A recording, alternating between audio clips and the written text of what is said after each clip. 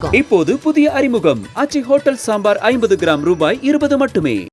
Don pictures Akash Bhaskaran தயாரிப்பில் சுதா கங்குரா இயக்கத்தில் சிவகார்த்திகேயன், ரவி மோகன், அதர்வா, ஸ்ரீலீலா நடிக்கும் பராசக்தி ஜனவரி 10 முதல் திரையரங்குகளில். நீ எல்லாம் அரசியலுக்கு வருவ, நீ எல்லாம் அரசியலுக்கு வர, அப்ப நீ எதுக்கு வர? அப்ப ஒன்ன கீழே போட்டு இன்னொரு சாட்டையில் அடிக்கணும். 4 படம் நடிச்சுட்டு 5வது படத்துல சிஎம் ஆனானு. இந்த படம் வெளிவரக்கூடாது என்பதில் ஒன்றிய அரசு எவ்வளவு கவனமாகவும் ஆழமாகவும் யோசித்து தனது காய்களை நகர்த்துகிறது என்பதை நான் சொன்ன இந்த மாங்காய் மலையெல்லாம் உணரணும். அது என்ன ஜனநாயகன்? அந்த ஜனநாயகன்றதே ஒரு சமஸ்கிருத வார்த்தை. அங்கே உனக்கு தமிழ்நாட்டுக்கு தொடர்பு இல்லை. The line is coming for the last roar. கடைசியாக சிங்கம் கர்ஜிக்க வருகிறது. நீங்க அசிங்கப்படுத்தி உட்கார வச்சுட்டாங்க. நீ கர்ஜிக்கவும் இல்லை, கணக்கவும் இல்லை, முணரவும் இல்லை, முக்கவும் இல்லை. மண்டபத்தை புக் பண்ணிட்டு மாப்பிள்ளை தேட போனால் எப்படி இருக்கும்? அந்த வேலையை தான் இங்கே பார்த்துருக்காங்க. இது பராசக்திக்கும் பொருந்தும், இதுக்கும் பொருந்தும். இந்த படத்துக்காக இன்றைக்கி 2-3 நாளுக்கு இந்த கேஸ் நடத்துனாங்க பாருங்க. இதனுடைய செலவே சில கோடிகளை தாண்டும். இதெல்லாம் எங்கேருந்து எடுக்கிறது? ரசிகன் பாக்கெட்டில் தானே எடுக்கணும். 12:30 மணிக்கு இப்போ 1 மணிக்கு மென்ஷன் பண்ணுறாரு, 3:30 மணிக்கு காணொலி காட்சியில் ஆர்கியூ பண்ணி ஸ்டே வாங்குறாரு. அப்போ மத்திய அரசு, ஒன்றிய அரசு இந்த வழக்கை பொறுத்தவரை எவ்வளவு அழுத்தம் கொடுத்திருக்கிறது, எவ்வளவு முன்னேற்பாடுகளை செய்திருக்கிறது. உங்களுக்கு பொங்கலையும் தாண்டி, காணும் பொங்கலையும் தாண்டி, பொங்கல் முடிஞ்சு எல்லாம் அயன் பண்ணி ட்ரெஸ்ஸை மடித்து வைக்கிற டைம் பார்த்து 21ஆம் தேதிக்கு போட்டிருக்காங்க. முதல் களப்பலி பலியாடாக மாற்றப்பட்டிருப்பது தம்பி விஜய்.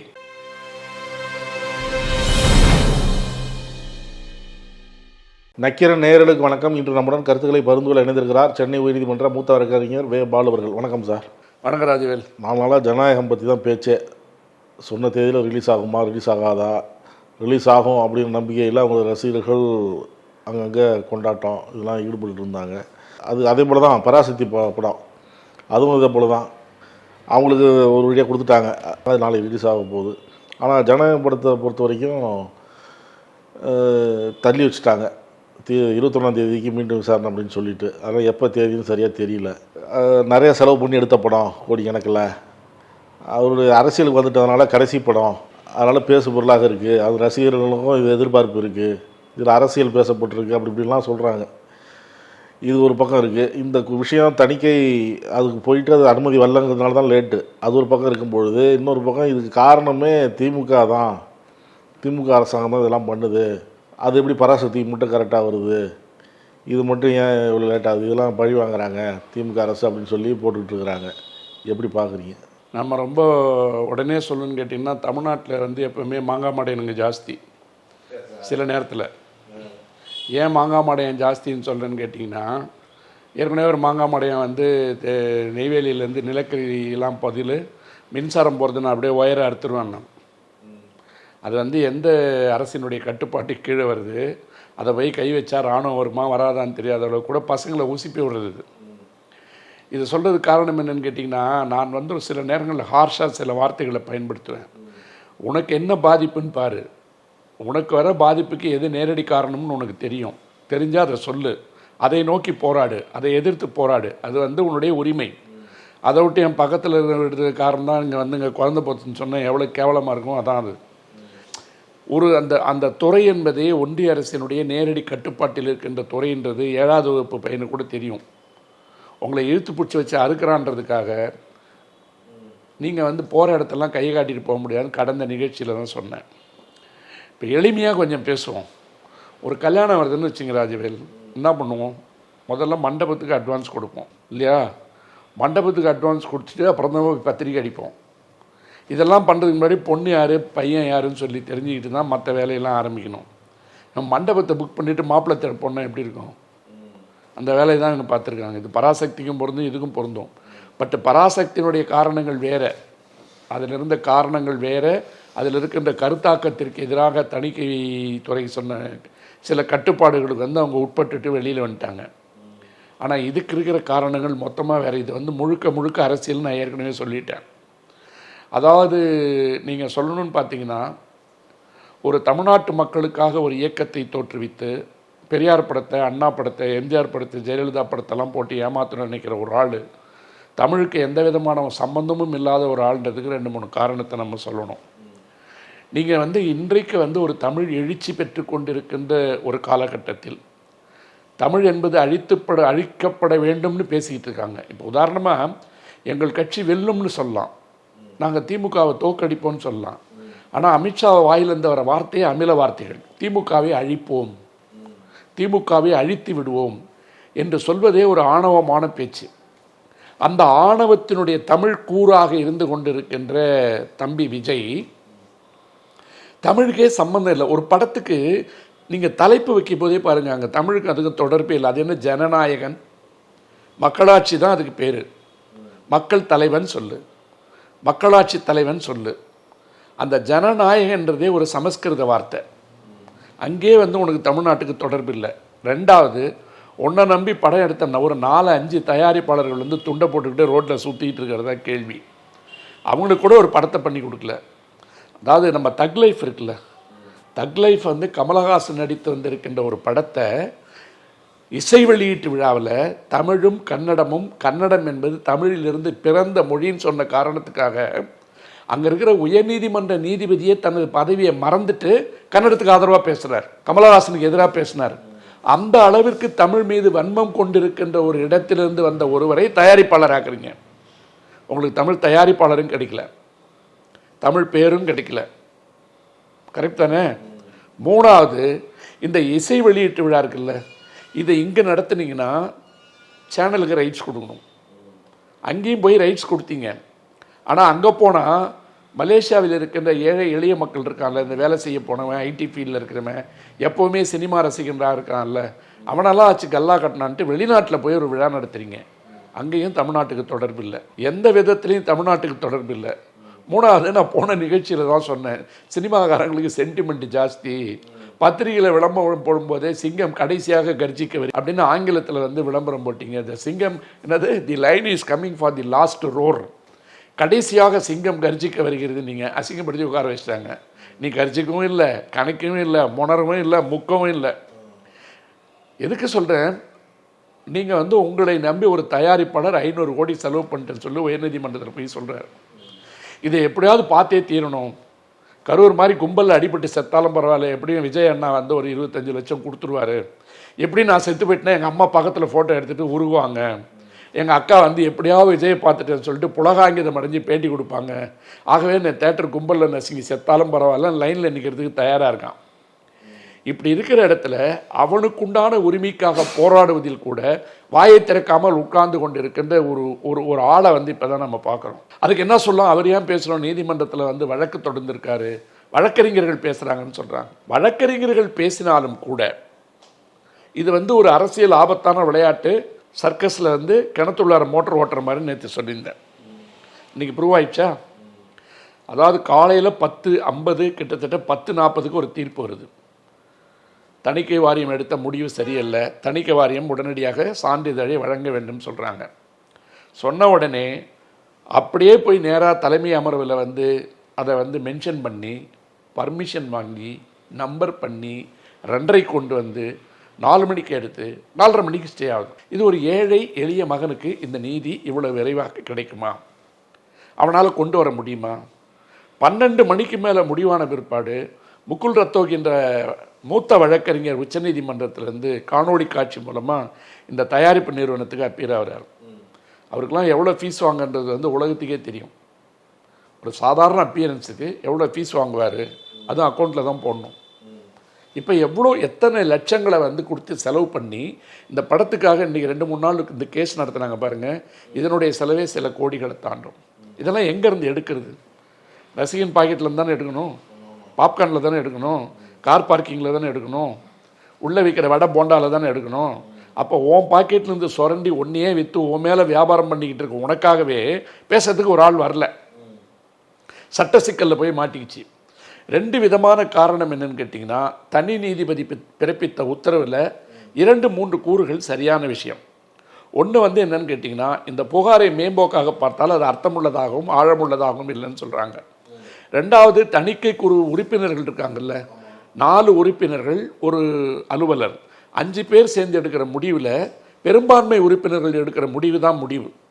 4 பேர் ஒத்துக்கிட்ட பிற்பாடு ஒருத்தர் மட்டும் மாற்றி கையெழுத்து போட்டார், அவர் புகார் கொடுத்தார் என்பது ஏற்கக்கூடியது அல்ல. ஏன்னா மெஜாரிட்டி டெசிஷன் தான் நிற்கும். அந்த வகையில் பார்த்தா அந்த தணிக்கை வாரியம் செய்திருப்பது ஒரு பிழை. ஆனால் இந்த பிழையை காப்பாற்றுவதற்காக இந்த மண்டல வாரிய அலுவலகம் இருக்கு பாருங்க, இவர்களை கடந்து மத்திய சேர்மன் இருக்கார்ல, சேர்மன் அலுவலகத்தில் தான் உத்தரவு வருது. என்ன சொல்லிட்டு இந்த சர்டிஃபிகேட்டை கொடுக்காதீங்க.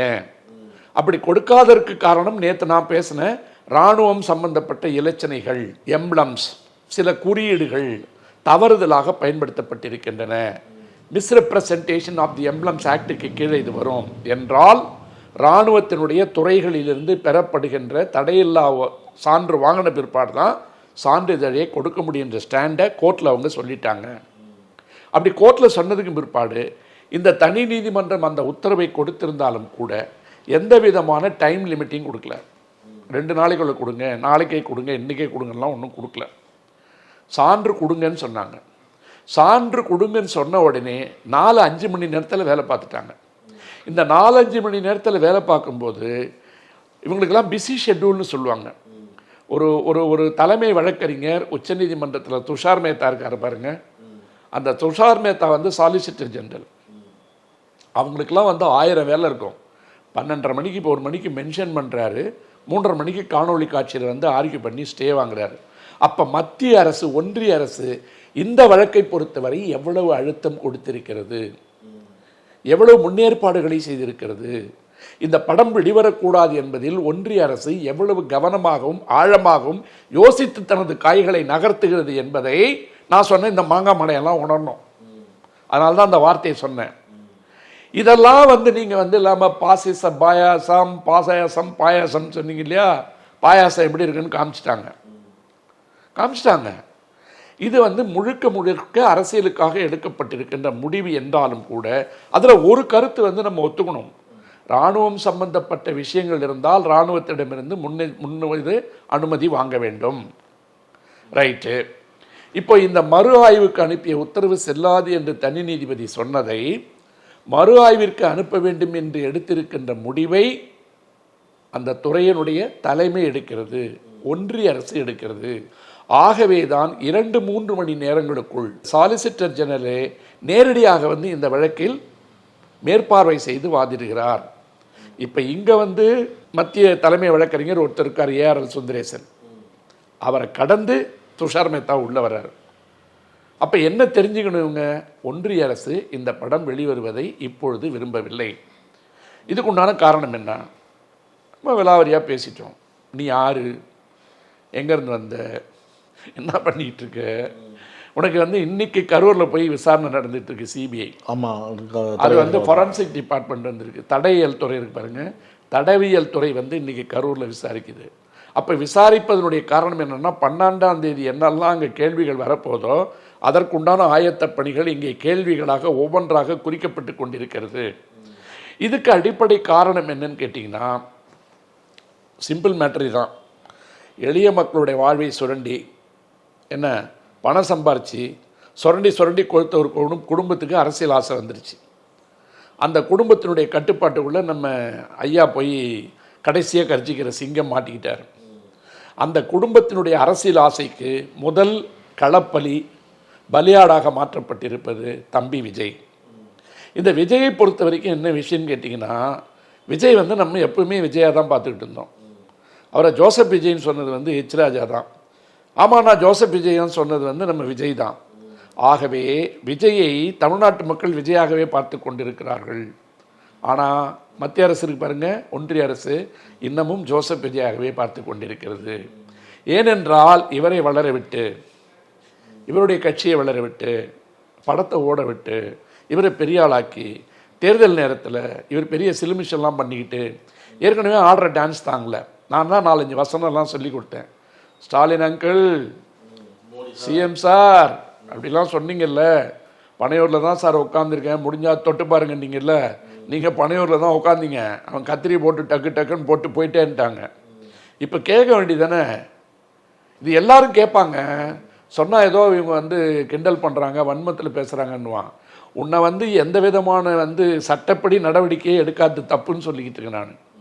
குற்றவாளி பட்டியலில் உன்னை சேர்க்காதது தப்பு, அந்த புலன் விசாரணையில் வந்து பென்ட்ரைவெல்லாம் வந்து கைப்பற்றாத தப்பு, பேருந்துக்குள் இருந்த படப்பிடிப்பு காட்சிகளை கைப்பற்றாத தப்பு, உன்னை ஏர்போர்ட்லேருந்து வீட்டுக்கு அனுப்புனது மிகப்பெரிய தப்பு. இதையெல்லாம் மௌனமாக செய்து கொண்டிருந்த ஒருத்தரை பார்த்து இந்த சார் அந்த சார்னு இல்லை, இப்போ எந்த சார் வந்தார், எந்த சார் காப்பாற்ற வந்திருக்காரு? இது நீங்கள் நடுமத்தில் வந்து ஏதோ திமுகவை கிண்டல் பண்ணுற மாதிரி நினச்சிட்டு, காங்கிரஸுக்கு எப்பயுமே ஒரு வேலை இருக்குது. தேர்தல் வரும்போது அந்த புதுசாக இருக்கிற கதர் சட்டை 2-3 பேர் ஓப்பனாகவே பிரபலம் சத்தியமூர்த்தி பவனில் கீழ்ச்சி போட்ட சட்டை போக மீதி இருக்குது பாருங்கள், அதை எலெக்ஷன் டைமில் கரெக்டாக மாட்டிட்டு வந்துடுவாங்க. வந்துட்டு எங்களுக்கு ஆட்சியில் பங்கு, செல்வ பெருந்தகை வெளிப்படையாக ஒத்துக்கிறார்ல, கேட்பது எங்கள் உரிமை, ஆனால் அதுக்கு ஏற்ற மாதிரி நாங்கள் போவோன்றாங்க. இந்த எலெக்ஷனுக்கு மட்டும் வெள்ளை சட்டை போட்டு வர கும்பல் இருக்குல்ல, இவங்க வந்து ஆட்சியில் பங்கு, அதிகாரத்தில் பங்கு, இந்த பக்கம் எங்கள் நொங்குன்னு சொல்லிட்டு விஜயை கொண்டு போய் சிக்கலில் மாட்டாங்க. ஏனென்றால் ஏற்கனவே ராகுல் காந்தி பக்கத்தில் ஒரு துண்டு, மோடி பக்கத்தில் ஒரு துண்டு, 2 துண்டு போட்டு வச்சுருக்காரு. இதில் அமித்ஷா போட்ட துண்டுன்னா, தம்பிங்க வாங்க அந்த 17 கோடி பற்றி பேசுவோமா, கரூர் பற்றி பேசுவோமா, பென்ட்ரைவ் பற்றி பேசுவோமா, ஷூட்டிங் பற்றி பேசுவோமான்னு கேட்கறதுக்கு தான் வெயிட் பண்ணிகிட்டு இருக்காங்க. அதனால தான் டெல்லி கூப்பிட்டுருக்காங்க. அப்படி கூப்பிட்டு கொண்டிருக்கின்ற இந்த நேரத்தில் இதை தடை செய்வதன் மூலமாக நீங்கள் என்ன ஆர்கியூ பண்ணுறீங்க? நாங்கள் 500 கோடி போட்டோம், 500 கோடி போட்டேன்றீங்க. சார், நான் என்ன சொல்கிறேன், ஒரு பிளாட்ஃபார்மில் ரேம்பில் நின்றுட்டு இந்த மக்களுக்காகவே நான் 200 கோடியை விட்டு வந்திருக்கிறேன், 400 கோடியை விட்டு வந்திருக்கிறேன்னு சொல்கிறேன்ல, இந்த 500 கோடியை விட்டுட்டு உங்கள் ரைட்ஸுக்கு ஃபைட் பண்ணு. முதல்ல உனக்கு தான் பணம் வந்து சாதாரணமான விஷயம் இல்லை, ஆனால் இது ஓம் பணம் இல்லைன்றதை புரிஞ்சுக்கணும். அந்த தயாரிப்பாளர் துண்டு போட்டுப்பான். தேட்டருக்கு அட்வான்ஸ் கொடுத்தாங்க பாருங்கள், இத்தனை பேர் டிஸ்ட்ரிபியூட்டர்ஸ், அவங்க துண்டு போட்டுப்பாங்க. இப்போ அவங்களுக்கு பொங்கலுக்கு படம் இல்லைன்னு ஆயிடுச்சு, எந்த படத்தை போடுவாங்க? எங்கள் வீட்டு பிள்ளையவா? இதில் வேறு எங்கள் வீட்டு பிள்ளை எம்ஜிஆர் நினச்சிட்டு கடைசியில் கையில் சாட்டையை வச்சுட்டு ஒரு ஷாட் வேறு. நீ எல்லாம் அரசியலுக்கு வருவே, நீ எல்லாம் அரசியலுக்கு வர, அப்போ நீ எதுக்கு வர? அப்போ ஒன்றை கீழே போட்டு இன்னொரு சாட்டையில் அடிக்கணும். 4 படம் நடிச்சுட்டு 5வது படத்தில் சிஎம்மா நான் ஒரு காட்சி வைக்கிறதுல கூட எல்லாரும் கீழே படுத்திருக்காங்க. ட்ரெயிலரை பார்க்குறேன், கையில் ஒரு சாட்டை. நீ வந்து அரசியலுக்கு வருவா, நீ லஞ்சம் வாங்குவியா, உனக்கு அரசியல் தேவை, உனக்கு அரசியல் தேவையான்னு கீழே போட்டு அடிச்சிட்டான். அந்த ஷாட்டை தான் சென்சார் ஷாட்டை. நீ என்ன ஷாட் எடுத்தியோ அந்த ஷாட்டை வந்து உனக்கே வச்சு காமிச்சிட்டாங்க. நீதிமன்றம் என்ன சொல்லுது? நான் சொன்ன மாதிரி பத்திரிகை வச்சுட்டு மாப்பிள்ளை தேடி போயிருக்கீங்க, தேதியை ஃபிக்ஸ் பண்ணிட்டு ஏன் போனீங்க? அப்படி தேதி வச்சுட்டு ஒரே காரணத்துக்காக நீதிமன்றத்திற்கு நீங்கள் எப்படி அழுத்தம் தர முடியும்? அப்பொழுது தணிக்கை வாரியத்திற்கு மனு இருக்குல்ல, மறுபதில் தாக்கல் செய்வதற்கு உண்டான உரிமை இருக்குல்ல, ரிப்ளை அஃபிடவிட் ஒன்று போன இல்லை, கவுண்டர், அந்த மனுவை தாக்கல் செய்து கூட அவகாசம் இல்லாமல் ஏன் முடிவெடுத்தீங்க என்று தனி நீதிபதியினுடைய உத்தரவிற்கு காரணத்தை சொல்லி இன்றைக்கி ஒரு தடையை கொண்டு வந்திருக்கு. இந்த தடையை கொண்டு வந்துட்டு இப்போ என்ன பண்ணுறாங்க, நீங்கள் உடனே இந்த ஆர்டரை வந்து அப்லோட் பண்ணுங்க அப்படின்னு கேட்பதன் மூலமாக சுப்ரீம் கோர்ட்டு போகிறதுக்கு ட்ரை பண்ணுறாங்க. சுப்ரீம் கோர்ட் என்ன சொல்ல போகுது? சுப்ரீம் கோர்ட்டு வேறு வழி கிடையாது. பிகாஸ் ஏற்கனவே உங்கள் மேட்ரு இங்கே பெண்டிங் இருக்குது. இன்ட்ரீம் அப்ளிகேஷன் மேலே நீங்கள் வந்தீங்கன்னா இதுக்கு ஒன்றும் அவசரம் இல்லை, மெயின் வழக்கு அங்கே இருக்குது, டிபார்ட்மெண்ட் இன்னும் வந்து கவுண்டர் ஃபைல் பண்ணல, அவங்க கவுண்டர் ஃபைல் பண்ண பிற்பாடு அந்த கோர்ட்டு முடிவு பண்ண பிற்பாடு வாங்கன்னு சொல்லிவிட்டு உங்களுக்கு பொங்கலையும் தாண்டி காணும் பொங்கலையும் தாண்டி பொங்கல் முடிஞ்சு எல்லாம் அயன் பண்ணி ட்ரெஸ்ஸை மடித்து வைக்கிற டைம் பார்த்து 21ஆம் தேதி. இப்போ இந்த படம் இதற்கு பின்னால் இதெல்லாம் கதை விட்டு இருந்தானுங்க. இந்த படத்துக்கு வந்து ஒரு மிகப்பெரிய எதிர்பார்ப்பை கிரியேட் பண்ணி அண்ணாவோட மார்க்கெட்டு ஓஹோன்னு வந்த பிற்பாடு அவர் பெரிய ஆளாக போகிறாருனாங்க. ஒன்றும் கிடையாது. ஏற்கனவே அந்த பகவந்த் கேசரின்ற படம் வந்து பெண்களுக்காக பேசுகிறதுன்னு சொல்லிட்டு ஒரு தேசிய விருது கொடுத்தாங்க. ஆனால் வந்து ஒரு சராசரி பாலையா படம் அது. அந்த படத்தை தமிழ் படுத்தி இவங்க எடுத்திருக்காங்க. அதில் வைக்கப்பட்டிருக்கின்ற பல காட்சிகளில் ஒன்று நான் சொன்னது மாதிரி இராணுவம் சம்பந்தப்பட்ட சில விதிமீறல்கள், மத சம்பந்தப்பட்ட சில விதிமீறல்கள் இருக்குதுன்னு சொல்லும்போது இவர்கள் அவசரமாக மறு ஆய்வுக்கு அனுப்பியது தவறுன்னு நீதிமன்றம் ஒரு முடிவெடுக்குது. ஏன்னா சர்டிஃபிகேட்டுக்கு ரெக்கமெண்ட் பண்ண பிற்பாடு நீங்கள் எப்படி ரிவைசிங் வந்து போட முடியும் ரிவ்யூக்கு அப்படின்ற ஒரு கேள்வி இருக்குது. மெயின் கேள்வி அதான். அது தனி நீதிபதி உத்தரவு கேட்ட கேள்வி கரெக்டு. ஏன்னா 4 பேர் மெஜாரிட்டி கொடுத்தாச்சு. இருந்தாலும் நீங்கள் சர்டிஃபிகேட் கொடுன்னு சொன்னாலும் கொடுக்கப்பட்டிருக்கின்ற ஆட்சேபனை என்பது 2 இருக்குது. ஒன்று இராணுவம் சம்பந்தப்பட்டது, இன்னொன்று மதம் சம்பந்தப்பட்டது என்று வருகின்ற பொழுது 2ஐயும் கிளியர் பண்ணி தான் சர்டிஃபிகேட் கொடுக்க முடியும். அதனால தான் நான் சொன்னேன், அப்படியே கொடுத்தாலும் 9ஆம் தேதி அந்த படம் ரிலீஸ் ஆகாது. அதே மாதிரி காலையில் அந்த உத்தரவு கொடுக்கும்போது அவங்க ஒன்றும் டைம் ஃப்ரேம்லாம் வச்சு கொடுக்கல, உடனடியாக சான்றிதழ் கொடுங்கன்னு கேட்டாங்க. அப்போ அதுக்குண்டான டைம் அவங்க எடுத்துப்பாங்க. எடுக்கும்போது இந்த பாடியை வந்து ரீகான்ஸ்டியூட் பண்ணணுன்னு சொன்னால் நீ ரீகான்ஸ்டியூட் பண்ண முடியாதுன்னு இந்த கோர்ட்டு சொல்ல முடியாது. ஏன்னா அது துறையினுடைய உரிமை. அந்த துறையினுடைய உரிமை மேலே நீதிமன்றம் வந்து ஒரு உத்தரவு பிறப்பிக்க முடியாது. ஆனால் நாங்கள் பதில் தாக்கல் செய்வதற்கு எங்களுக்கு அவகாசம் கொடுக்கவில்லை என்ற ஒன்று சட்டப்படி மெயின்டெனபிள். அதில் போய் மாட்டிக்கிச்சு, அவங்க கெட்ட நேரம் மாட்டிக்கிச்சு. அப்போ நீதிமன்றம் தலைமை நீதிபதி எழுப்பியிருக்கின்ற கேள்விகளில் மிக எளிமையான 3 கேள்விகள். ஒன்று, முன்னமேயே படம் வெளியிடுகின்ற தேதியை நீங்கள் குறிப்பிட்டு வைத்துவிட்டு எப்படி வந்து நீதிமன்றத்துக்கு வந்தீங்க? 2வது, சர்டிஃபிகேட் வாங்காமல் எப்படி டேட்டை ஃபிக்ஸ் பண்ணீங்க? 3வது, நான் 500 கோடி போட்டேன் 500 கோடி போட்டேன்னு அழுத்தம் தந்தால் நீதிமன்றத்துக்கு வேறு வேலை இல்லையா? நீதிமன்றத்திற்கு ஏன் தேவையற்ற அழுத்தத்தை கொடுக்கிறீர்கள்? இந்த முக்கியமான 3-4 கருத்துக்களுக்கு உள்ளதான் போய் இப்போ வந்து இடைக்கால தடையை கொடுத்துட்டாங்க. இப்போ முழு தீர்ப்பு வந்த பிற்பாடு தான் மீதி காரணங்கள் தெரியும். ஆக எது எப்படி இருந்தாலும் விஜய் நடத்துகின்ற அரசியலுக்கு எதிர் அரசியல் இருக்கும் நான் சொன்னேன். இது அரசியல் சார்ந்தது தான் சொன்னேன், அரசியல் காரணங்கள் தான் சொன்னேன். அப்போ இந்த அரசியல் காரணங்கள் என்று வருகின்ற பொழுது உன்னை எதுக்கு ஏவி விட்டான்? 2 பேரை ஏவி விட்டுருக்கான். காலையில் எழுந்த உடனே கத்துறதுக்கு. ஒருத்தருக்கு பிரச்சனையே கிடையாது, படம் எடுக்க போகிறதில்ல, எவனும் இனிமேல் படமும் கொடுக்க மாட்டான். ஆனால் படத்தில் வந்து என்ன வருமோ அதை விட பல பங்கு பார்த்தாச்சு. ஆக அவர் பேசிகிட்டே இருக்கலாம், அவருக்கு ஒன்றும் இழப்பில்லை. புரியுதுங்களா? தன்னுடைய சொந்த வழக்கிலே உச்சநீதிமன்றத்தில் போய் மன்னிப்பு கடிதம் போட்டு வந்துட்டார் சக்ஸஸ்ஃபுல்லாக. ஆகவே இவரை பொறுத்தவரை உன்னுடைய தொடக்க நிலை, இந்த தொடக்க நிலையிலே இவ்வளவு தடங்கள் வருவதுக்கு சினிமாக்காரங்கெல்லாம் என்ன பண்ணுவாங்க? நான் சொன்ன காரணம்லாம் சொல்லுவான். அற சொல்லுங்க, சிங்கம் கடைசியாக கர்ஜிக்க வருதுன்னு விளம்பரம் போட்டார், அது என்னங்க ஜனநாயகன், தமிழ் பேர் வைக்கல. அப்புறம் இயல்பாகவே ஏற்கனவே படம் எடுத்த நஷ்டத்தில் இருக்கான்ல, ஏண்டா தமிழ்நாட்டில் நாங்கள் இவ்வளோ பேர் இருக்க, எங்களை விட்டுட்டு வெளியூர் ஆளுக்கு போய் இப்போ கர்நாடகாவில் போய் ஒரு தமிழ் தயாரிப்பாளர் வந்து இவ்வளோ காசை போட்டு ஒரு படத்தை எடுத்து ரிலீஸ் பண்ண முடியுமா? விடுவாங்களா? காசை எடுத்துகிட்டு போகிறதுக்கு தமிழ்நாட்டிலேருந்து நிறைய பேர் தயாராக இருக்காங்க. ஒரு படம் வராது. தெலுங்குலேயும் அப்படி தான், தெலுங்குலையாவது கொஞ்சம் அலோவ் பண்ணிடுவாங்க, கர்நாடகாவில் முடியவே முடியாது. அவங்களுக்கு டெக்னீஷியன்ஸ் வந்து நைஸாக எடுத்துப்பாங்க. இப்படிப்பட்ட இக்கட்டான சூழலில் வந்து நடந்திருக்கின்ற நிகழ்வுகள் என்பது, ஒன்று, தீபாவளிக்கு படம் இல்லை, பொங்கலுக்கு படம் இல்லை, காணும் பொங்கல் வரைக்கும் இல்லை, 21ஆம் தேதி தான் அடுத்த 21ஆம் தேதி தான் சொல்லும்போது அவங்களுடைய முடிவுப்படி இது மார்ச் வரைக்கும் தான் போகும். மார்ச்சில் தான் எலெக்ஷனோட நோட்டிஃபிகேஷன் வரும்போது, அந்த நோட்டிஃபிகேஷன் வரும்போது ஐயா எதுக்கு ஒத்துக்கிறாரு எதுக்கு ஒத்துக்கலைன்றதை பொறுத்து தான் அவருடைய தலையெழுத்து தீர்மானிக்கப்படும். அந்த தலையெழுத்தை தீர்மானிக்கப்படுவதற்காகத்தான் ஜனநாயகன் என்ற ஒரு என்ன சொல்கிறது, ட்ரம்ப் கார்டுன்னு சொல்கிறோம்ல, அந்த ட்ரம்ப் கார்டு வந்து விளையாடப்படுகிறது. இந்த கார்டு இப்படி போடுவாங்களான்றது ஐயாவோட அடுத்த பிஹேவியரில் தான் இருக்குது. இன்னும் வீட்டு உள்ளாரே உட்காந்துக்கிட்டு, வாங்க சார் வாங்க, நான் பனையூரில் தான் சார் உட்காந்துருப்பேன் அப்படின்னு வாங்கினா என்ன, ஏற்கனவே செத்து போனவனுக்கு 25 லட்ச ரூபா கொடுத்துட்டீங்க. நேற்று பேனர் வச்ச இடத்துல கீழே வந்து ஒருத்தர் உயிருக்கு போராடிட்டு இருக்காரு. எங்கே போனாலும் உங்களுக்கு கெட்ட அதுங்க பாண்டிச்சேரியில் ஜனநாயகன் பேனர் வச்சு கீழே வந்து ஒருத்தர் உயிருக்கு போராடிட்டு இருக்காரு. அதனால் போகிற இடம்லாம் அபசகுணமாக இருக்குது.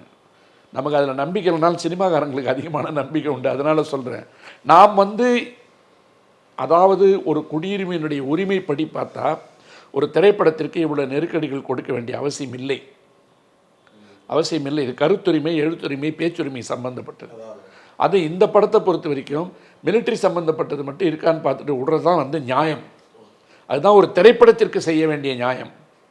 ஆனால் அந்த திரைப்படத்திற்கு செய்ய வேண்டிய நியாயம் கூட உங்களுக்கு ஏன் கிடைக்கவில்லை என்று சொன்னால், உங்களுடைய எல்லா மூவ்னு சொல்கிறாங்கல்ல, உங்களுடைய எல்லா நடவடிக்கைகளும் அதிகாரத்தை சேலஞ்ச் செய்வதாக, எல்லோரையும் கிண்டல் செய்வதாக, கூடுகின்ற கூட்டத்தை பார்த்துவிட்டு நீங்களே முடிசூட்டி கொண்ட மன்னனை போல ஆடுகின்ற ஆட்டத்தை தட்டி வைப்பதற்கு தமிழக அரசு தயங்கினாலும் ஒன்றிய அரசு தயங்காது என்பதைத்தான் இந்த நடவடிக்கைகள் இன்றைய நேரம் வரைக்கும் நிரூபித்திருக்கிறது. இப்போ இந்த படத்தை பற்றி சொன்னீங்க, இன்னொன்று பராசக்தி, அதுவும் டேட்டு ஃபிக்ஸ் பண்ணிட்டு தான் போயிருக்கிறாங்க. அதுலேயும் சில காட்சிகள் கட் பண்ணப்பட்டுருக்கு, அந்த வார்த்தைகள்லாம் மாற்ற சொல்லியிருக்கிறாங்க, அந்த மாதிரிலாம் வந்துருக்குது. இப்போது பராசக்தி படமும் வந்து கிட்டத்தட்ட பேரலாக இந்த ஸ்டாண்டில் தான் நினைச்சு எளிமையாக புரிஞ்சிக்க வேண்டியது ஒன்று இருக்குது. நான் ஏற்கனவே சொன்னது தான், கல்யாண பத்திரிக்கை அடிச்சுட்டு மாப்பிள்ளை தேட போனாங்க. அதே மாதிரி இவங்களும் 10ஆம் தேதி வந்து வெளியீடுன்னு அறிவிச்சிட்டு தான் தணிக்கை சான்றுக்கு போனாங்க. அதில் ஒரே ஒரு சின்ன எளிய வித்தியாசத்தை நம்ம புரிஞ்சுக்கணும். எங்களுக்கு தணிக்கை சான்று கொடுக்கவில்லை என்று பராசக்தி பட நிறுவனம் நீதிமன்றத்திற்கு போகவில்லை. நீதிமன்றத்திற்கு போயிருந்தால் அந்த படத்திற்கும் இதே கேள்விகள் வந்திருக்கும். ஆனால் அவர்கள் காத்திருந்ததற்கு பின்னால் இன்றைக்கி அந்த சான்று கொடுத்துருக்கான் இல்லையா, கொடுக்கப்பட்ட சான்று இருக்க விஷயத்தை பற்றி தான் இப்போ நம்ம பேசணும். அந்த ஒரு படம் பேசுகின்ற கருத்து என்பது இந்த நாட்டில் நடந்த ஒரு மொழிப்போரை பற்றி பேசுகின்ற ஒரு வரலாற்றை பதிவு செய்கின்ற ஒரு படமாக வருகின்ற பொழுது இந்தியாவில் இருக்கின்ற எல்லா வரலாறுகளையும் அழித்துவிட்டு அதை திரித்து எழுத வேண்டும் என்பதையே முழுநேர முனைப்பாக வைத்து கொண்டிருக்கின்ற ஒரு நாட்டில் ஏற்கனவே சிபிஐ என்பது ஒரு துறையாக, இடி என்பது ஒரு துறையாக, எலெக்ஷன் கமிஷன் என்பது ஒரு துறையாக, எல்லோரும் சேர்ந்து எப்படி ஆளும் கட்சிக்கு அணியாக நிற்கிறார்களோ அந்த இடத்தில் இப்போது திரைப்பட தணிக்கை சான்று துறையும் வந்துவிட்டது என்பதுதான் உண்மை. அது ஜனநாயகத்துக்கும் பொருந்தும், பராசக்திக்கும் பொருந்தும். பராசக்தி நீங்கள் பார்த்தீங்கன்னா, அதாவது எளிய மக்களுடைய குரலாக 1950களில் வெளிவந்த பராசக்தி என்ற படம் தான் மனித மக்களுடைய வாழ்க்கையை பற்றி பேசிய முதல் படமாக வந்துச்சு. அந்த படத்தில் நீங்கள் பார்த்தீங்கன்னா சிவாஜி கணேசன் கப்பலில் இறங்குவார். பர்மாவிலேருந்து போயிட்டு இருக்கும்போது ஒருத்தர் பிச்சை கேட்பான். ஐயா பிச்சை போடுங்கன்னு. பரவாயில்லையே, தமிழ்நாட்டின் முதல் குரலை நன்றாக இருக்கிறதுன்னு. அந்த சமூகத்தின் வலிகளை பற்றி பேசிய படம். பொள்ளாச்சியில் நடந்த ஒரு சம்பவமாக பேசப்படுகின்ற ஒரு படத்திற்கு படத்தினுடைய தொடக்கத்திலேயே பொறுப்பு போட்டு இது ஒரு ஃபிக்ஷன் சொல்கிறாங்க, இது ஒரு கற்பனை கதைன்னு சொல்கிறாங்க. சொல்கிற இடத்துல எவ்வளோ நெருக்கடி கொடுத்துருக்காங்க பாருங்கள் அந்த படத்துக்கு. இப்போ உதாரணத்துக்கு நான் கடந்த நிகழ்ச்சியில் தான் சொன்னேன், கடவுள் நம்பிக்கையே இல்லாமல் பலமுறை மன்னிப்பு கடிதம் எழுதி ஷூவை என்னவெல்லாம் செய்தார்கள் என்பதற்கு பல வரலாறுகள் இருக்கின்ற ஒரு மனிதனை வீர சவர்க்கார் என்று சொல்லிக்கொண்டு கோயிலில் வீர சவர்க்காருக்கு ஜேன்றான். இப்படி நீங்கள் புதிய வரலாறெல்லாம் கொண்டு வரணுன்ற இடத்துல பன்முகத்தன்மை கொண்ட இந்தியாவில் சுதந்திரத்திற்கு முன்பிருந்தும் சுதந்திரத்துக்கு பின்னால் காங்கிரஸ் ஆட்சி காலத்திலும் இன்றைய வரையிலும் தமிழை எப்படியாவது 3வது இடத்திற்கு தள்ளிவிட வேண்டும் என்று நினைத்து கொண்டு நடத்தி கொண்டிருக்கின்ற திணிப்பு. இந்த திணிப்பு என்பதை எதிர்ப்பதில் இந்தியாவில் தமிழகம்தான் முதலிடத்தில் நின்றது என்பதற்கு காரணமே திராவிட இயக்கங்கள். இந்த தற்குறி பயெல்லாம் பேசிகிட்டு இருக்கான்ல, அண்ணாத்தை என்னத்தை கீழ்ச்சாரு, பெரிய அண்ணா கீழ்ச்சாரு, அறிவு கட்ட முன்னாங்களை வரலாறை படிச்சிங்கன்னா ஒட்டுமொத்த இந்தியாவில் இந்திய எதிர்ப்பு போராட்டத்தை தீவிரமாக எடுத்த மாநிலம் என்பது தமிழ்நாடு. இன்னைக்கு தான் கர்நாடகா சொல்கிறான் தமிழ்நாட்டினுடைய வழியை பின்பற்றி நாங்களும் போக வேண்டிய நிலைமை வந்திருக்குன்னு, இல்லையா? அப்படி வந்ததனுடைய காரணத்தால் இந்த மொழி திணிப்பை எதிர்த்து போராடிய வரலாறு என்பதை பதிவு செய்கின்ற இடத்துல இந்தி என்ற வார்த்தை எந்த இடத்துலையும் வரக்கூடாதுன்னு இவங்க மியூட் பண்ண சொல்லியிருக்காங்க. 27 கட்டு கொடுத்துருக்காங்க. அந்த 27 கட்டில் இந்தி அரக்கி, இந்தி மொழி, இந்தியை எதிர்ப்போம்ன்ற வசனம்லாம் வருது பாருங்க. இதை நீக்குவதன் மூலமாக வரலாறை நீக்க முடியுமா? ஒரு படத்தில் நீங்கள் எந்த இடத்துல மியூட் பண்ணுறீங்களோ அதனுடைய பொருள் மட்டுமில்லை, உட்பொருள் என்னன்றது வரைக்கும் இன்றைக்கி படம் பார்க்குறவனுக்கு தெரியும். நீங்கள் குரலை மௌனப்படுத்தலாம், ஆனால் ஆன்மாவை மௌனப்படுத்த முடியாது. குரல் வலையை நீங்கள் அழிக்கலாம், குரல் வலையை நீங்கள் நெரிக்கலாம், ஆனால் ஆன்மாவின் குரலை எவனாலையும் அழிக்க முடியாது. எவ்வளோதான் நீங்கள் பண்ணுங்கள். தீ பரவட்டும்ன்ற வார்த்தை இருக்கக்கூடாதாம். தீ பரவட்டும் என்ற வார்த்தை என்பது அண்ணா எழுதிய புத்தகம், வேறு ஒன்றுக்காக எழுதின புத்தகம். அது கம்பராமாயணத்தில் ஆபாசங்கள் அதிகமாக இருக்கிறது, ஆகவே கம்பராமாயணத்தை கொளுத்த வேண்டும் என்று ஒரு பட்டிமன்றம் நடந்தது. அந்த பட்டிமன்றத்தில் எல்லாரும் சேர்ந்து அண்ணா சொன்ன எல்லா கருத்துக்களையும் ஒத்துக்கிட்டாங்க. ஒத்துக்கிட்டதுக்கு பிற்பாடு அதனுடைய தமிழினுடைய அழகுக்காக நாங்கள் அதை செய்ய மாட்டோம், ஆனால் அதில் ஆபாசம் இருக்கிறது என்பதை பதிவு செய்ய வேண்டும் என்பதுதான் எங்கள் நோக்கம்னு அண்ணா சொன்னது. அப்போ புத்தகம் தீ பரவட்டும், அந்த ரெஃபரன்ஸ் வரும்போது தீ பரவட்டும்ன்ற வார்த்தை வரக்கூடாதுன்றான். தமிழ்நாட்டை பொறுத்தவரை யார் ஆண்டாலும் அண்ணா ஆள்வதாகத்தான் அர்த்தம்னு சொன்னது அண்ணா சொன்ன வாசகம். அதில் என்ன தப்பு இருக்குது? ஒன்று திமுக ஆளுது, இல்லை அண்ணா திமுக ஆளுது. இன்னைய தேதி வரைக்கும் அது சரியாக தானே இருக்குது. ஆனால் ஒரு அரசியல் தலைவன் சொன்னதாக கூறுவது, வீர சவர்க்கார் சொன்னது தூக்கிட்டு வரீங்களா, எல்லாரும் சொன்னது தூக்கிட்டு வரீங்களா, ஜனசங்கத்திலேருந்து ஆர்எஸ்எஸ் வரைக்கும். அப்போ ஒரு பகுதியில் இருக்கின்ற மக்களுடைய தலைவன் பேசிய மொழியை, அவர் சொன்ன வாசகத்தை, இதெல்லாம் கோட்ஸ் என்றைக்கும் இது மேற்கோள் காட்டப்பட வேண்டிய வாசகங்கள். சில மேற்கோள்கள் தோற்றுவிடலாம், சில மேற்கோள்கள் காலத்திற்கும் நிலைத்திருக்கும். இப்போ வெற்றிடத்தை காற்று நிரப்பாதுன்னு சொல்லுவாங்க. இன்னும் 200 வருஷம் இருந்தாலும் இருக்கும்.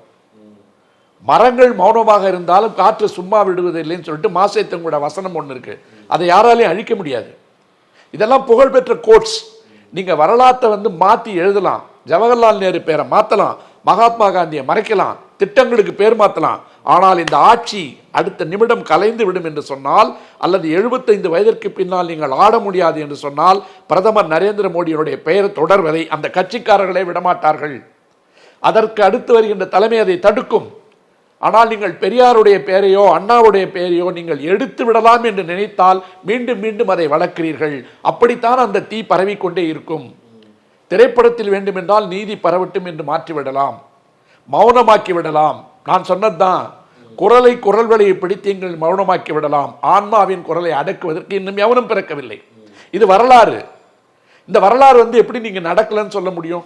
இன்னைய தேதிக்கு இந்தி மொழியை பற்றி தவறாக பேசினால், இந்தி மொழியை தரக்குறைவாக பேசினால் நடவடிக்கை எடுப்பதில் 1000 அர்த்தங்கள் உண்டு. ஒரு 2 கம்யூனிட்டிகளுக்கு இடையில், அதாவது 2 சமூகங்களுக்கு இடையில் அமைதியை இது கெடுக்கும் என்ற காரணத்திற்காக சில முடிவுகளை எடுப்பதற்கு தணிக்கைத்துறைக்கு உரிமை இருக்கு. ஆனால் இன்னைய காலகட்டத்தில் அவன் தெளிவாக போட்டு போறான் பீரியட் ஃபிலிம்னு. நீங்க எங்கேயோ காஷ்மீரில் நடந்ததில்லை, காஷ்மீரில் இருக்கிற பண்டிட்டுகளெல்லாம் விரட்டி விட்டாங்க அப்படின்னு சொல்லிட்டு ஒரு படம் வந்தா, காஷ்மீர் ஃபைல்ஸுக்கு வரி விலக்கு கொடுக்குறீங்க. கேரளாவிலிருந்து 30-40 பெண்களை ஆப்கானிஸ்தான் வழியாக ISISக்கு விற்று அவர்கள் விபச்சாரம் செய்கின்ற பெண்களாக மாற்றப்பட்டு விட்டார்கள். ஒரு மதத்தில் இருக்கிற பெண்களை கொச்சப்படுத்தி ஒருத்தன் படம் எடுத்தான், கேரளா ஃபைல்ஸ்னு. அதை எப்படி கொண்டாடினீங்க? அப்போ ஒரு சிறுபான்மை இனத்தை சார்ந்த பெண்களை எவ்வளவு கேவலப்படுத்தினீங்க. நிதிஷ்குமார் இதை பிடிச்சி இழுத்தாருங்க, பர்காவை யாரும் கண்டனம் தெரிவிக்கலன்னு சொன்னேன். இன்னைக்கு பீகாரில் நகை கடைக்காரெல்லாம் சேர்ந்து ஒரு உத்தரவு போடுறான், இனிமே பர்தா போட்டுக்கிட்டு வர பொண்ணுங்க இருக்காரு பாருங்க, நகை கடைக்கு உள்ள வரக்கூடாதான். ஏன்னு கேட்டிங்கன்னா அவங்க பர்தா போட்டு வரதால நகையை திருட வந்தாங்களா வாங்க வந்தாங்களான்னு சொல்ல முடியலன்னு சொல்லிட்டு மிக கேவலமான ஒரு அறிவிப்பை செஞ்சா கூட ஒருத்தர் அதை பற்றி பேசல. யாரு?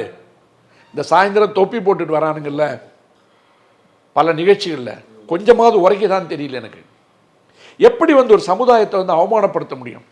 நான் என்ன சொல்றேன், நீங்க ஒன்று பண்ணுங்க, பெண்களை வச்சுங்க கடையில் விற்கிறதுக்கு, அவங்க பார்ப்பாங்கல்ல. அது என்ன, கடவுளார வரும்போதே நீ உங்களுடைய முகமூடியை நீங்கள் பர்தாவை எடுத்துகிட்டு வரணும்னு சொன்னால், வட இந்தியாவில் பல இந்து பெண்களே முகத்துக்கு இது போட்டுட்டு தான் வருவாங்க. அவங்களெல்லாம் எடுக்க சொல்லுவீங்களா? அப்போ அந்த நிதிஷ்குமாருடைய வினைக்கு எதிர்வினை இல்லாத காரணத்தால் எங்கே போய் நிற்கிது இன்னைக்கு? இப்படி தான் அவங்க படம் எடுப்பான். யார்? கங்கனா ரணாவத்து. இந்த காஷ்மீர் ஃபைல்ஸ் வராது, ஃபேமிலி மேன் ஒன்று வந்தது. அந்த ஃபேமிலி மேனில் விடுதலை புலிகளுக்கு போகிற தமிழ்நாட்டிற்கு தான் இன்றைக்கி சோறு போடுறான்னு காட்சி வந்தது. அன்றைக்கி அவனும் பேசலை, யாரும் பேசல. இப்போ ஒரு படத்தில் நடந்த வரலாறை பதிவு செய்கின்ற பொழுது என்ன, இந்தி என்று வருகின்ற எல்லா இடத்தையும் நீங்கள் எடுத்துணும்னு சொன்னால் அப்புறம் நாங்கள் என்ன செய்யணும்? நீங்கள் கொண்டு வந்திருக்கின்ற எல்லா திட்டங்களிலும் இருக்கின்ற சமஸ்கிருத பெயர்களை எடுக்கின்ற வரை தமிழ்நாடு தூங்காதுன்னு அடுத்த ஒரு போராட்டத்தை எடுத்தால் நீங்கள் எங்கே போய் நிற்பீங்க? எவனுக்கு இன்றைக்கி சொரணை கிடையாது, புரியுதுங்களா? காலையில் எந்த சப்ளை கட்டி எடுத்துகிட்டு ஜாலரா போட்டு பெரியார் ஒழிகன்னு ஒருத்தன் சுற்றிட்டு இருக்கான். இந்த மாதிரி கொஞ்சம் பேர் சுற்றிட்டு இருக்காங்க. அடிமடியில் கை வைக்கிறான்டா. நான் இவ்வளோ ஆதங்கத்தோடு சொல்கிறதுக்கு காரணம் என்னென்னா, அது ஒரு திரைப்படம், அது ஒரு கருத்துரிமை பற்றி பேசுவது, எழுத்துரிமை பற்றி பேசுவது. இதே போய் நீங்கள் குரலை வச்சுக்க நசுக்குனீங்கன்னா அது ஜனநாயகனுக்கும் பொருந்தும்.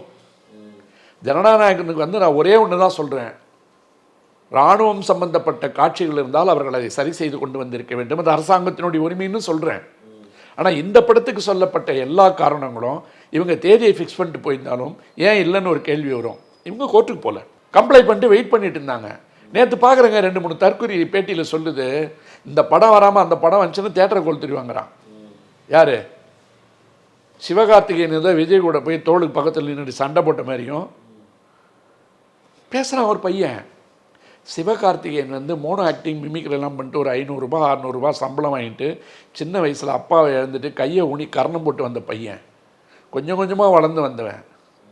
உன்ன மாதிரி அப்பா பக்கத்தில் உட்காந்துட்டு ரெக்கார்ட் டான்ஸ் ஆடி வெறும் பெண்களை முதலீடாக வைத்து முட்டை பரோட்டா தொட்டப்பேட்டாலெல்லாம் போட்டுக்கிட்டு வரல, கொஞ்சம் கொஞ்சமாக வந்த பையன். இந்த போட்டியே கிடையாது, இந்த போட்டியாகவும் பார்க்கக்கூடாது. இந்த வன்மம் இந்த பசங்களுக்கு வரக்கூடாது. அவன் வழியில் அவன் போகிறான், உன் வழியில் நீ போகிற, 2 பேரும் ஒன்றா தான் துறைக்கு நல்லது. இந்த படம் வரலன்னா அந்த படம் வந்தால் நான் தேட்டர் கொளுத்துவன்னு பேசுகிறாங்க. நேற்று ஏன் சிவகார்த்திகேயனை கொண்டு வந்து அந்த இடத்துல நிறுத்தணும்? அவன் வழியில் போயிட்டு இருக்க ஒரு படம், அமரன்னு ஒரு படம் வந்ததுன்னு சொன்னேன், சத்தம் போடாமல் ஜெயிச்சதுன்னு சொன்னேன், கமலஹாசன் ப்ரொடக்ஷனில் அகில இந்திய அளவில் பேசப்பட்ட ஒரு படம். அது இராணுவத்தை உயர்வாக காட்டிய ஒரு படம், இராணுவத்தை உயர்வாக காட்டிய ஒரு படம். அதுக்கே நம்ம ஆளுங்க என்ன பண்ணாங்க, படம் சக்ஸஸ் ஆன உடனே ஜெயிச்சவங்களை பற்றி சொன்னாங்க, அவர் ஐயர்னு சொல்லலாம் அந்த சண்டை போட்டாங்க. ஆகவே நமக்கு ஜெயித்தாலும் கதை சொல்லுவான், தோத்தாலும் கதை சொல்லுவான். ஆனால் நாம் யாருடைய கட்டுப்பாட்டிற்குள் சென்று கொண்டிருக்கிறோம், நாம் எப்படி அங்குலம் அங்குலமாக அழிக்கப்பட்டு கொண்டிருக்கிறோம், நம்மை அழிப்பதற்குண்டான அரக்கத்தனமான கைகள் தங்கள் விரல்களை எவ்வளவு நீளமாக நீட்டி கொண்டிருக்கிறது. அப்படி நீட்டி கொண்டிருக்கின்ற விரல்களுக்குள் முளைத்திருக்கின்ற நகங்களாக நமது பிள்ளைகளே நம்மை கீறி கொண்டிருக்கிறார்கள். நம் வீட்டு நகங்களே நம்மை கீறி கொண்டிருக்கின்ற வலியிலிருந்து நாம் வெளியே வருவதற்குள் அந்த ராட்சச கைகள் உங்கள் கழுத்துக்களை வளைத்து உங்கள் குரல் வலையை நெரித்து உங்கள் குரலை அடக்க முயற்சிக்கிறது. இதுதான் ஜனநாயகனுக்கு நடந்தது, பராசக்திக்கு நடந்தது. ஆகவே எது நிலைக்கத்தக்கதோ அது நிற்கும், வெல்லும். இதுதான் செய்தி. தணிக்கை சான்றிதழ் வாங்கிட்டு நீங்கள் தேதியை சொல்லணும். அதை விட்டுட்டு தேதியை வாங்கிட்டு இங்கே வந்து நெருக்கடி கொடுத்தீங்கன்னா எப்படி அவங்க வேலையை செய்ய முடியும்? அந்த மாதிரிலாம் நெருக்கடி கொடுக்கக்கூடாதுங்கிறது தான் முதன்மை வாதம் அங்கே நீதிபதிகள் வைக்கிற முதன்மை இதுதான் ஃபஸ்ட்டு. இது 500 கோடி போட்டேன் 500 கோடி போட்டேன்னு ஏன் உங்கள் இஷ்டத்துக்கு வந்து இங்கே வந்து நெருக்கடி கொடுக்காதீங்க, யாரையும் நெருக்கடி கொடுக்க முடியாதுன்னு அப்படின்னு சொல்லிட்டு 21ஆம் ஒத்தி வச்சுட்டாங்க. 21ஆம் அங்கே என்ன சொல்ல போகிறாங்கன்னு தெரியல. அதுபோல் பராசக்தியும் எடுத்தோடனே டக்குன்னு கொடுக்கல, அங்கேயும் 27 கட்டு கொடுத்துருக்குறாங்க. சில வார்த்தைகளை மாற்ற சொல்லியிருக்கிறாங்க, அவங்க மாற்றிட்டாங்க. அதுலேயும் சில இதெல்லாம் விதிமுறைகளுக்கு உட்பட்டு தான் செய்ய முடியும்னு சொல்லி கொடுத்துருக்காங்க. அதுலேயும் டக்குன்னு எடுத்து கொடுக்கல. ரெண்டாவது இது வந்து மாநில அரசுக்கு இதில் வேலையே இல்லை, ஆனால் சில பேர் இன்னமும் சொல்லிகிட்டு இருக்கிறாங்க அப்படின்னு ஒரு அவங்களுக்கு வந்து என்னன்னு கேட்டிங்கன்னா, அண்ணா விஜய் ஆட முடியலன்னு வருத்தமாக இருக்குது. அதுக்கு நம்ம காரணம் இல்லை, யார் காரணன்றது இன்றைக்கி தெரிஞ்சிட்டு இருப்பீங்க. 11 மணிக்கு தீர்ப்பு வந்து 4 மணிக்கு ஸ்டே ஆகும்போது ஒன்றிய அரசு இதை முழு நேர வேலையாக எப்படி செஞ்சது பார்த்துட்டு இருந்துட்டீங்க. இனிமேல் அவங்க புத்தியை திருத்தீங்கன்ற கருத்தில். வணக்கம், வாழ்க தமிழ்நாடு. நக்கீரன் டிவிக்கு சப்ஸ்கிரைப் செய்யுங்கள். உங்கள் ஆதரவே எங்கள் பலம். ஆசிரியர்களுக்கு நண்பனாகவும் மாணவர்களுக்கு ஆசானாகவும் திகழும் தேர்வு வழிகாட்டி. ஒவ்வொரு பாடத்திற்கும் அனுபவமிக்க ஆசிரியர்களின் துல்லியமான தெளிவான விடைகள். CNC இருக்கு, தேர்வு பயம் எதற்கு? இது தீரன் பப்ளிஷிங் ஹவுஸ் விற்பனை வெளியீடு.